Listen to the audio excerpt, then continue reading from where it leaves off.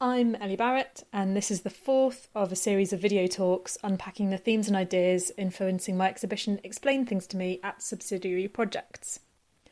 I've already mentioned the references to art that are at work in the sculpture, but now I wanted to address the ways in which symbolism might overlap and bring another idea into the conversation.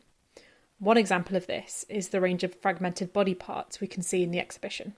The hair, the hand, the knees, the skull, and the head all link to other references. We've already seen links to Klaus Oldenburg and Richard Serra, but they're also intended to be interpreted simply for their subject matter. Here, I'm asking what it means to objectify and view the body as something consumable. The knees are a good example of comparing and contrasting the consumption of art to that of bodies. It's a direct reference to a sculpture by Klaus Oldenburg, London Knees, which is a model of female legs made from cast latex.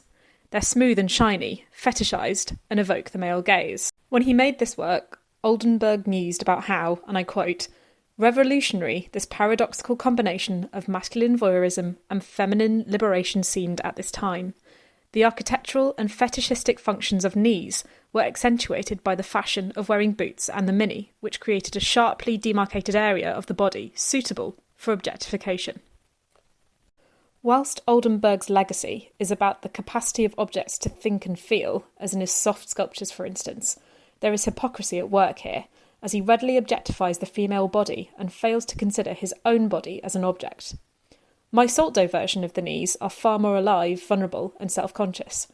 By constructing them from edible materials, I aim to call attention to the misogyny inherent in sculptural production. I also need to note that all body parts here are from white bodies.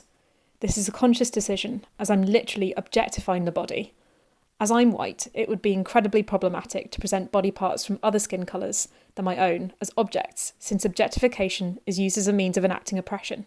Instead, I'm trying to turn this process onto white bodies. I just want to finish off by adding that even though the viewer might not be familiar with all of the references at work in the whole exhibition, the main focus of the subjects is to present a version of our own material reality, including things as familiar as our own bodies, which operate from within a complex network of other material things. A full list of all the references can be found on Subsidiary Project's website.